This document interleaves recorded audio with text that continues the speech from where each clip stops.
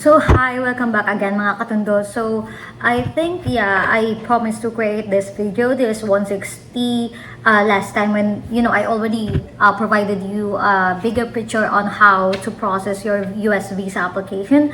So today we're gonna be discussing how to properly fill DS160. So as I mentioned before in my previous video, you should need the help of your employer for some of the information you will be needing, and the picture taken on the last 6 months. So at the end of filling out the S160, they would be requiring you to have the latest photo taken within 6 months, so you need to upload that. But I think they also have the option, I mean the US embassy is, you can actually bring your picture with you during the interview if you were not able to upload that. But in my case, I already processed that during my DS160 online application, so I don't need to bring extra stuff. So yeah, let's get started. So first you need to go to this site, sayap.state.gov, and then hit DS160. And then here you just need to select where you will be applying, which country. So in my case, before I included Philippines, then type the captcha below. And then you need to click the start an application button. And then here you just need to read this and hit I agree if you fully agree to this. And then you need to have your security questions, so you can choose from these options and then hit the answer list.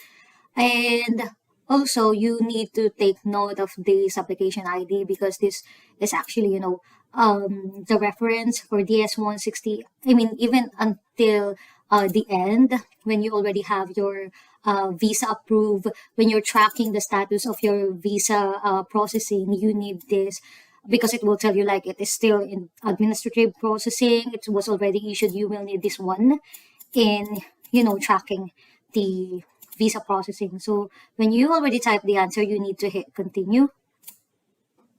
Then in answering, of course, you need to include your surname, your given name, and full name in native alphabet. So there are a lot of questions if we should include, the middle name in the given name. So in my case, I think I didn't include it, but it could be, included in the given name. So your first or second name, including the middle name. If you want to include it, you should include it in the given names. But I was not able to include before, but it's not even a concern.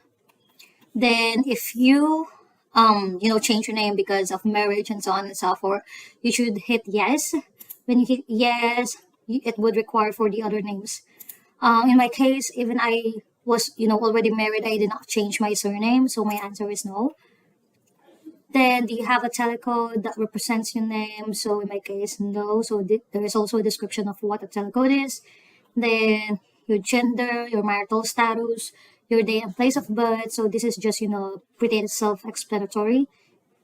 And then this is actually one thing that you should remember. You must always save it, because there are times that it automatically refresh, and you will go back to, the last information that you fill in where you were able to save. So every page you need to save it. You need to hit this save button. So yeah, I was not able to answer it, but when I do, you must hit the next button. Then when you hit save, it should ask you this confirmation, and then you just need to hit continue application. Then hit next. Then of course, your nationality, your country of origin. So do you have or held any nationality other than the one? Okay, if you have dual citizenship, you should hit yes. If no, not. Permanent resident. So all of these are actually pretty self-explanatory. And then for this one, since I don't have yet my SSN, I hit does not apply, as well as the national identification number. What I did before, I also hit does not apply. Because I think I'm not sure if the national ID that we already have already qualifies for this national identification number. But when I was applying for DS160, I still don't have yet the national ID. So I think it could be, does not apply. If the consul asks you about this, you can just mention that you still don't have yet the identification number, or maybe during the interview you can present one.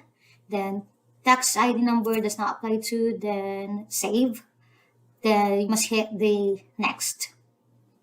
Then this is a travel information. You must include, what type of visa class are you? Because I was applying for L1, I hit intra-company transferee, and then specify. So if I was applying for myself, I would hit the L1. But if I, was preparing for my child or my spouse, it should be, either this or this. So I hit the primary applicant. And then for this one, actually, it should be coming from your employer.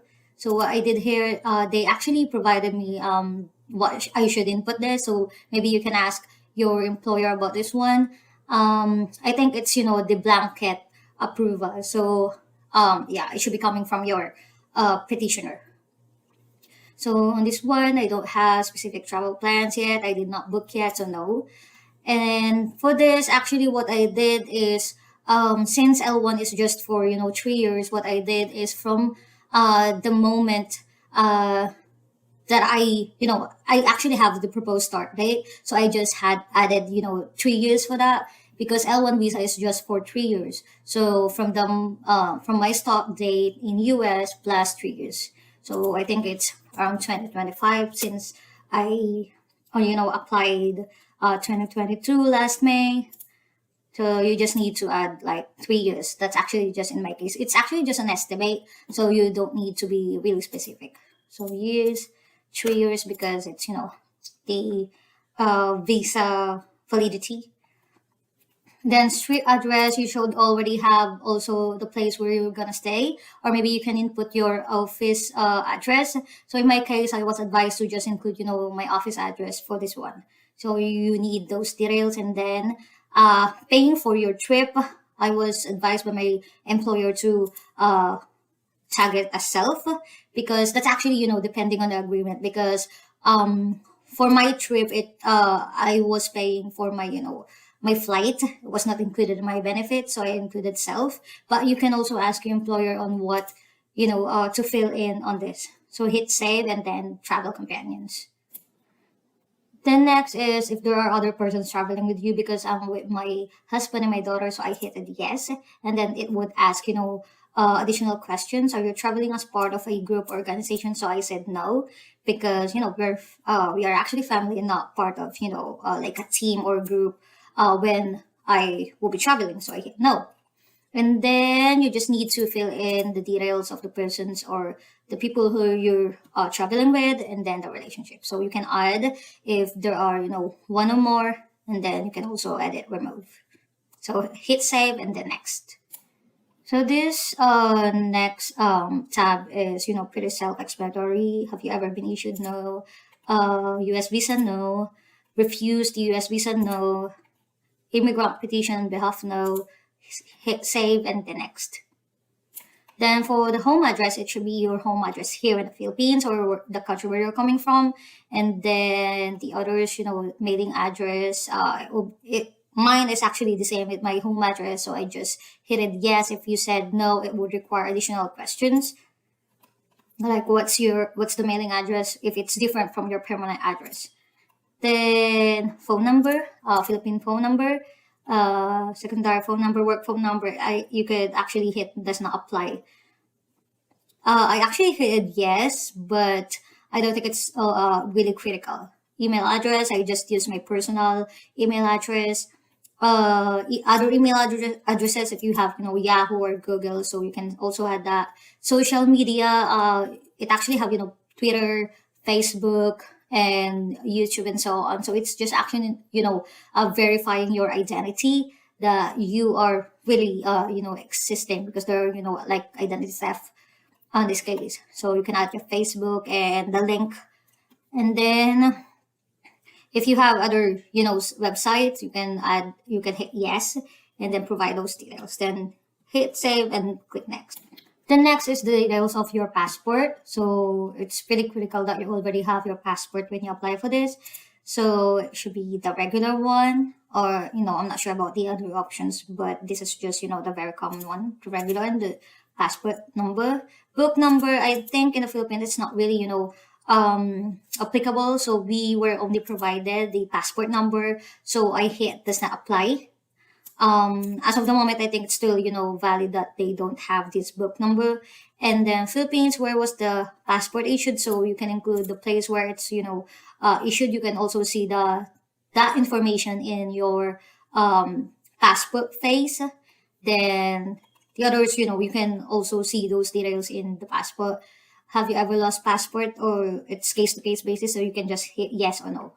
Then save and next US contact. Then the next is the details of your employer. So it should be coming from your employer. All of this relationship to you. It should be petitioner or anyone who petitions you or sponsors you on your stay there in United States. Then hit save and next. Then next is the information of your relatives. So these are all very personal, self-explanatory. So you should add those details.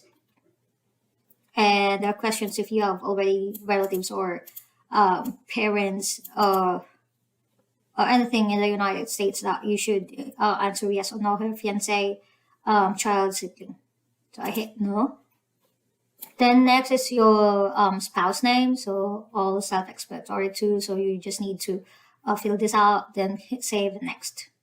Next is your present work information. So pretty self-explanatory too. Under what industry your current employer is under.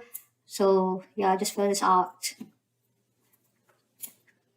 This is all also pretty self-explanatory. So you should add also the previous employment. So yeah, just fill this out. So the next is actually still for personal case-to-case basis. So if you have other language, so in my case, my native language, Filipino and English. So you just need to include here. Yeah, these are, most of the time, the very common answer is no for this, but yeah, it depends. So after you answer this, so this is actually what I was talking about. You must always hit save before proceeding to the next tab.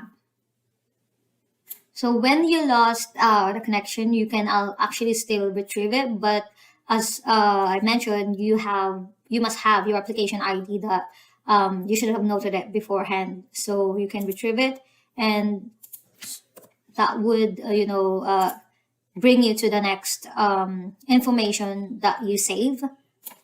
So yeah, I cannot go back again to the last details that I save, but I can discuss you to the remaining tabs that we were not able to discuss. So the last ones are the security and background. So these are actually the a lot of questions that you can just answer yes or no. So in my case, I think it is preferable that you would answer no to all of those, but for me, you should be honest as much as possible because they were able to investigate, or they were able to know if your answers to this are actually valid or accurate. So here I'm trying to retrieve it, but yeah, the answers to these questions are mostly no in my case, and I think that's the ideal one. But yeah, I should be honest as much as possible. So if you have questions, you can actually go to this site, ustraveldocs.com /ph, or depends on which country you're coming. So let me go back so you can. So if you hit ustraveldocs.com, hit okay, and then in my case, you can actually choose which country you're coming from. In my case, it's Philippines. Philippines, and then they have options here. Go to contact us, and then they have options on how you plan on reaching them out. I tried live chat; they're not responding to that, so it made me reach out to them like for almost a day, but I didn't receive any answer to that. You can also email them, but they replied like 2 weeks, 3 weeks, or even a month before they were able to answer my question. And then this is actually what I was doing. At first, I don't know that they have this option because I kept calling through landline and then was just renting. So it's really a hassle. So I took like 2 hours calling on the landline, but they also was not able to respond. So what I did is I hit this. So this is actually just a feature where they are using Wi-Fi instead of a line. So when you hit this, it would reach them out using any applications that you have on your desktop where it can connect. But yeah, it's just requiring Wi-Fi, and yeah, it's also still difficult to reach them out through this. But I can still work while trying to connect with them, and it took me like one hour or 2 hours to reach them out. And I noticed that the best time to call the Philippine agents is around afternoon, like 3 p.m. onwards. I'm not sure why, but when I tried in the morning, they're not really responding. So I was able to prove that they were reachable around afternoon because I did it twice. And yeah, they responded during those time frames. So start from 3 p.m. to 5 p.m. So you can start early, but yeah, the best time to actually talk to them is around the afternoon. So yeah, if you still have questions, feel free to comment below, and yeah, I will try to answer them to the best that I can. So thank you again for watching.